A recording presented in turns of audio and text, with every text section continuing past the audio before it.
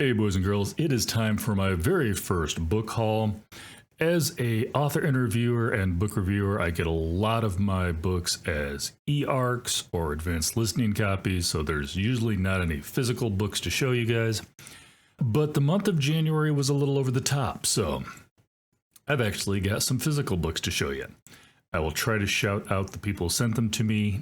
I didn't write anything down, but 90% sure most of these are sent directly from the publisher, so I apologize if any authors had anything to do with this. First of all, got myself a copy of Left on Rancho, came out from Spark Press. October 2019, and Andrew Eastman, a tech entrepreneur with a bank account running on fumes, has just ridden into Adelanto, a desolate outpost in the Mojave Desert. Wow, I can speak this morning. To help an old friend, the Ask turn around a fledgling legal weed operation. Okay, I'm sure there's going to be some hijinks in that one. Next, we got Here Beside the Rising Tide by Emily Jane. Did I say? No, Francesco Paolo. Sorry, I don't think I said the author's name in that last one. But this one is Emily Jane. This is another arc. As a lonely 10-year-old resident of Pearl Island, Jenny Farrow befriends Timmy Caruso, and together they enjoy a glorious summer of swimming, fireworks, and carnival rides, not to mention rescuing a strange sea creature from a tide pool. Then one late summer day, Timmy disappears. And it looks like we pick up about 30 years later, so might have to check that one out. Appreciate it. That was also, I believe, okay, so Hyperion Avenue sent that one out. Appreciate that. Next, we got another one from Hyperion. Tell Them You Lied by Laura Leffler. I wouldn't let you get to me anymore, especially not on the day everything between us would change. I allowed myself a moment to picture it. You crossing 10th Avenue on your way to the gallery, platinum hair glinting in the sun, a slice of stomach peeking out between your skirt and top. Scandalous. All right. We'd become accustomed to the city's eyes on us, the ogling and catcalling and sweaty faces. The tongues flicked between split fingers, the scurrilous shouts from passing cars. It meant nothing to us, and because of that, I knew you wouldn't sense the danger in just another man and another impotent pair of eyes. But the danger was there, Willow, because this man wasn't just watching, he was waiting, he was holding a knife. I knew that because I'd paid him to be there. All right. Actually, that one sounds a little interesting. We'll have to see where that one goes. This one... Who's the publisher on this one? Grand Central Publishing sent me a copy of Scott Turow's Presumed Guilty. Rusty is a retired judge attempting a third act in life with a loving soon-to-be wife, Bee, with whom he shares both a restful home on the idyllic lake in the rural Midwest and a plaintive hope that this marriage will be his best and his last. Way to hope, buddy. But the piece that taken Rusty so long to find evaporates when Bee's young adult son Aaron, living under their supervision while on probation for drug possession, disappears. If Aaron doesn't return soon, he will be sent back to jail. I am shortening some of these. I don't want to take the time to read the whole snippet, but just enough to whet your appetite, hopefully. Next, I got from Forge Press, Cold Storage by Michael C. Grumley.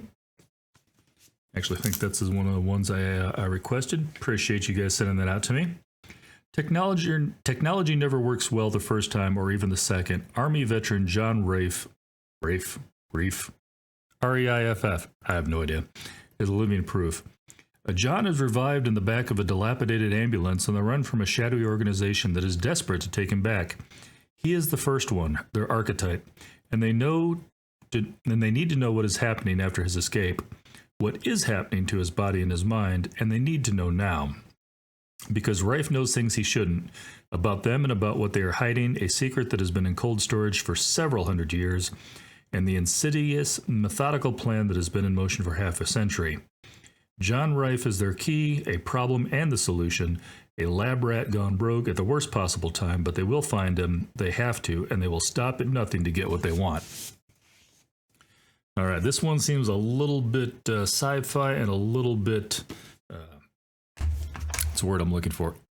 Espionage, Jason Bourne-ish. I love those type of books. So hopefully it's a good mix of both. We will see how that one turns out. They also sent me a copy of, yep, Forge again, Dark Vector by Ward Larson. I think both of these were actually on my ones I was looking forward to this month. In the wilds of Siberia, a top secret Russian fighter who goes missing on a test flight. Oh yeah, I told you guys. Yeah, I remember telling you guys about this one in the books I was looking forward to this month. So basically, a guy goes down, a Russian, and find out he's actually trying to defect when he crashes his plane. And of course, they have to send a rookie operator out after him. And it's all that good stuff. Borderline Cold War. Well, we'll survive. This one wasn't sent to me by a publisher, but my local bookshop got a copy of this in, had a couple little dings on it. And so rather than send it back, they just went ahead and let me have it. I appreciate that. Shout out. I don't know if I should shout out that they gave me away a free book.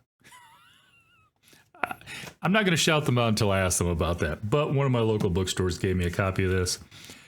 I'm so far behind, it's going to be a while till I get to it. But who can turn down a hard copy cover of Wind and Truth? I know this is not everybody's favorite book in the series, but as book 5, it wraps up that first 5-book set. I have read the first 2 books, so I will get to this eventually. And now, yes, I actually got a couple of books I paid for myself. So these finally came in. I have been waiting these for a hot minute. Everybody on BookTube should know the Cronkinator, Michael Cronk. They have finally come in. Book 1, The Immortal Investigation. Book 2, The Mortal Knight. And Book 3, A King in Waiting. That was part of a Kickstarter that I supported. So I guess I thank myself for sending me that one, but